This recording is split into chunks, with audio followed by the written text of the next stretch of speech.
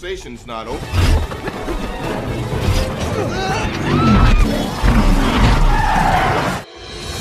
Assalamualaikum warahmatullahi wabarakatuh. Gimana kalau kalian bisa ngeblink kemana aja, berpindah dalam sekejap gitu? Kalian kira-kira mau kemana coba? Di film ini ada seorang pemuda dengan kekuatan super ngeblink yang hobinya makan siang di atas pink dan masuk ke berangkas bank buat minta duit. Tanpa panjang lebar, langsung saja kita gaskeun. Orang bilang negeri ini negeri subur, insinyur pertanian kok jual bubur, hancur. Saat pulang sekolah, David Rice memberikan sebuah hadiah untuk gadis yang dia sukai bernama Millie Harris. Namun saat itu datang tukang bully yang kita sebut saja Saipul, yang kemudian mengambil hadiah pemberian David lalu melemparnya ke tengah sungai yang membeku. Karena waktu itu musim dingin dan saking dinginnya sungainya membeku. David pun kemudian berjalan ke tengah permukaan sungai itu dan berhasil mendapatkan kembali hadiah milik Millie. Tetapi permukaan es tersebut pecah sehingga David pun tenggelam di dalam sungai yang membeku. David pun terperangkap di dalam sungai itu dan hampir saja tewas. Tapi tiba-tiba dia berpindah ke sebuah perpustakaan dan masih dalam keadaan basah kuyup dan memegang hadiah milik Millie. Dan itulah pertama kali dia menggunakan kekuatan supernya secara tak sengaja. David pun kembali ke rumahnya. Di rumah itu hanya ada David dan ayahnya, karena ibu David pergi meninggalkan rumah tersebut saat David masih berusia 5 tahun. David langsung menuju kamarnya, berusaha menghindari ayahnya yang suka marah-marah. Ayahnya kemudian mengejar David ke kamarnya, dan lagi-lagi David ngeblink ke perpustakaan umum. Tapi kali ini perpustakaan itu sudah tutup, jadi David terkurung di perpustakaan itu. Dan saat David memukul gerbang perpustakaan itu, sekali lagi David blink ke kamarnya secara tak sengaja. David kemudian mengambil uang tabungannya dan memutuskan untuk pergi dari rumah itu untuk selamanya, karena sudah muak dengan ayahnya yang suka marah-marah.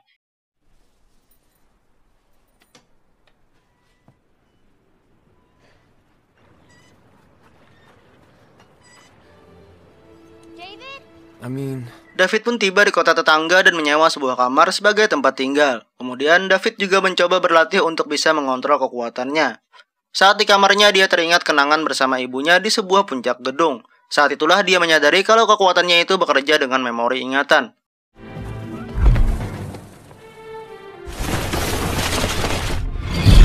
Suatu hari David pergi ke sebuah bank hanya untuk melihat berangkas bank tersebut dengan berpura-pura mau numpang ke kamar kecil.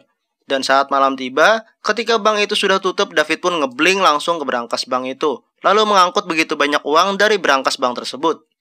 Bank yang telah dirampok oleh David kemudian didatangi oleh seseorang bernama Roland Cox, dan dia mengaku sebagai agensi rahasia.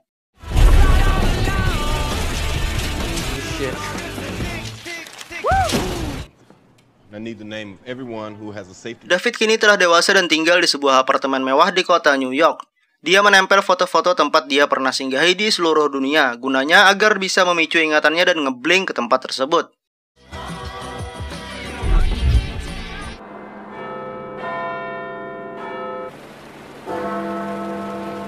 Dari kota New York, David ngeblink ke sebuah bar di Inggris. Dan saat di bar itulah ada yang menyadari kemampuan David lalu memperhatikannya. Orang ini bernama Griffin.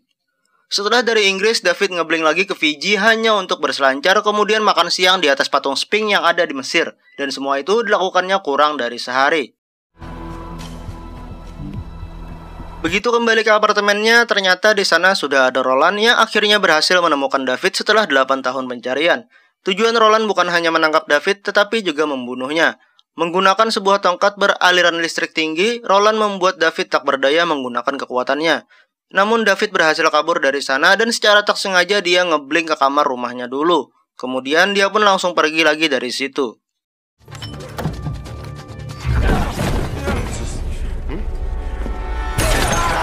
Sedangkan Roland memeriksa apartemen David dan menemukan foto Millie saat masih di sekolah. Keesokan harinya, David yang sudah sangat lama tidak kembali ke kampung halamannya mencoba menemui Millie, cinta pertamanya. Dari ibunya Millie, David mendapatkan informasi kalau Millie bekerja di sebuah bar.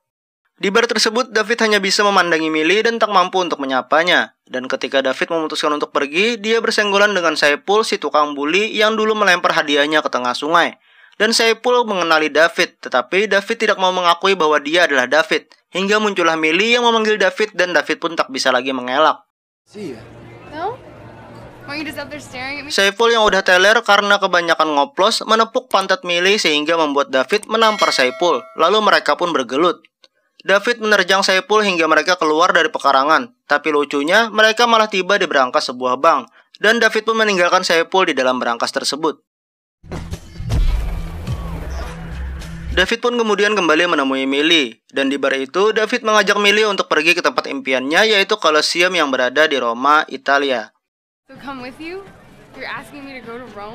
Dan tibalah mereka di sebuah hotel mewah di kota Roma. Tapi mereka pergi pakai pesawat ya, karena Millie belum mengetahui kekuatan yang dimiliki oleh David. Kemudian kita berpindah ke sebuah kantor polisi di mana ada Roland yang kali ini mengaku sebagai CIA dan akan menginterogasi Saipul yang ternyata sudah terciduk di dalam berangkas bank. Dan dari Saipul akhirnya Roland mendapatkan informasi tentang Millie dan berhasil melacak keberadaan Millie. Kita kembali lagi ke kamar hotel di mana hanya ada David dan Millie di dalamnya. Dan tak perlu Amang jelaskan apa yang terjadi apabila laki-laki dan perempuan bukan muhrim berduaan di kamar hotel.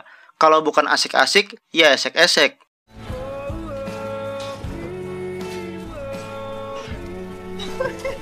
Esok harinya David dan Millie pun pergi ke Colosseum. Namun sayang waktu untuk kunjungan wisata sudah habis alias tutup. Dan di sana juga ada Griffin yang ternyata masih mengikuti dan memperhatikan David.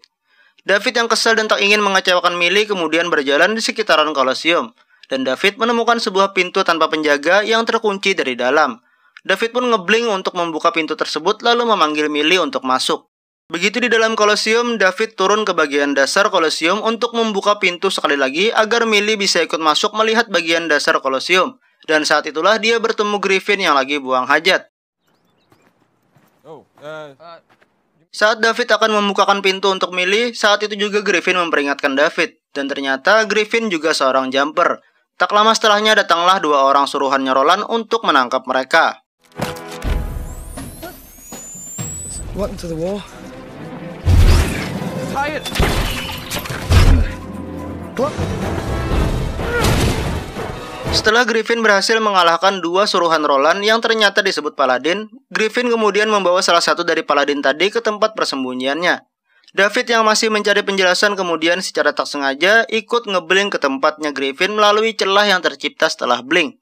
Griffin menyuruh David untuk pergi dari sana, hingga David pun kembali ke Colosseum untuk mengecek keadaan Millie. Begitu sudah balik di Colosseum, David segera membawa Millie untuk pergi dari sana. Namun mereka dihentikan oleh pihak kepolisian Italia. Karena ternyata ada saksi mata yang melihat David menerobos masuk dan berantem dalam Colosseum.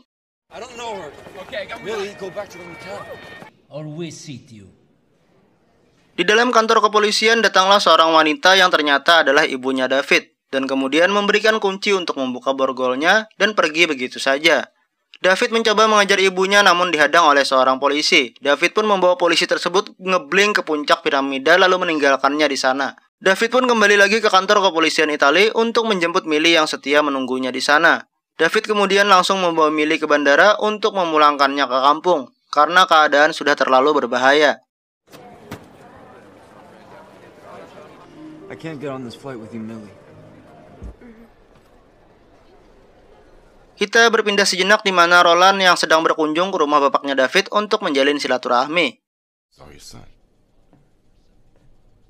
Kemudian kita kembali lagi ke David yang sekarang berada di tempat persembunyian Griffin, mencoba mencari tahu lebih dalam tentang Paladin. Griffin pun menjelaskan kalau Paladin itu adalah sebuah sekte yang memang kerjaannya memburu dan membunuh jumper, bahkan sejak ratusan tahun yang lalu. Griffin juga memperingatkan David kalau Paladin akan mengejar semua keluarganya. Tak main-main, mereka bahkan akan membunuh mereka jika diperlukan.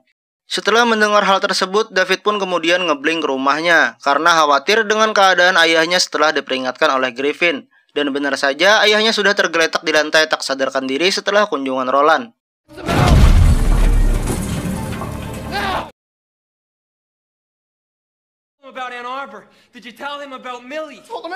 David yang kebingungan dan khawatir terhadap keadaan Millie kemudian meminta bantuan Griffin untuk mengalahkan Roland. Kemudian Griffin pun mendemonstrasikan skill blinknya yang udah level 4 di hadapan David, yaitu ngeblink dengan membawa sebuah mobil.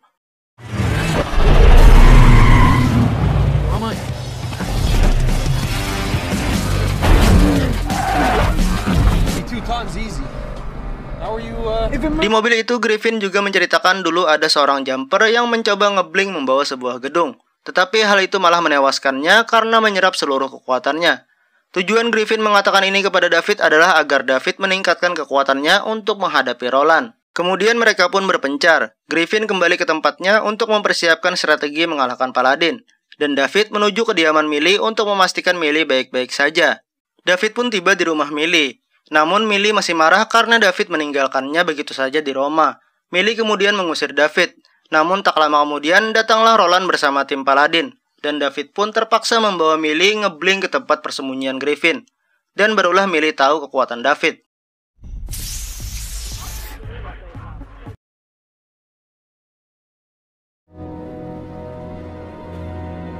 Sedangkan di rumah Millie, Roland menggunakan sebuah alat khusus untuk membuka celah blink milik David. Dan berkat celah tersebut, Roland dan timnya berhasil tiba di tempat persembunyian Griffin. Roland berhasil menjerat David sehingga David tidak bisa ngeblink. Dan ketika akan membunuh David, saat itulah Griffin menyerang Roland. Serangan Griffin bukan kaleng-kaleng guys. Griffin membawa sebuah bis buat dilemparin ke Roland.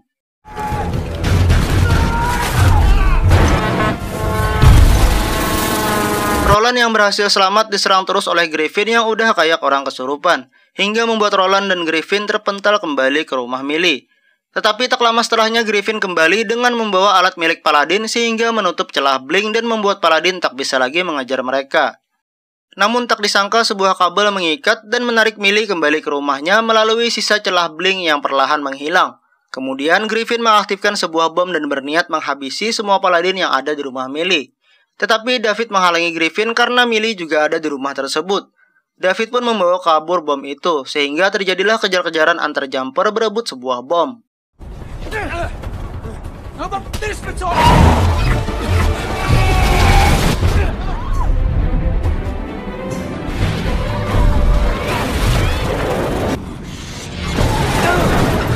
David akhirnya berhasil membuat Griffin terperangkap di tiang listrik sehingga membuat Griffin tidak bisa ngeblink dan berhenti mengejarnya. David pun seorang diri kembali ke rumah Millie. Begitu masuk ke dalam rumah, David langsung dijerat menggunakan kabel listrik senjata milik Paladin. Namun dengan kekuatan cintanya kepada Millie yang membara, David pun membawa seluruh isi ruangan itu ngeblink ke dasar sungai tempat dia dulu tenggelam.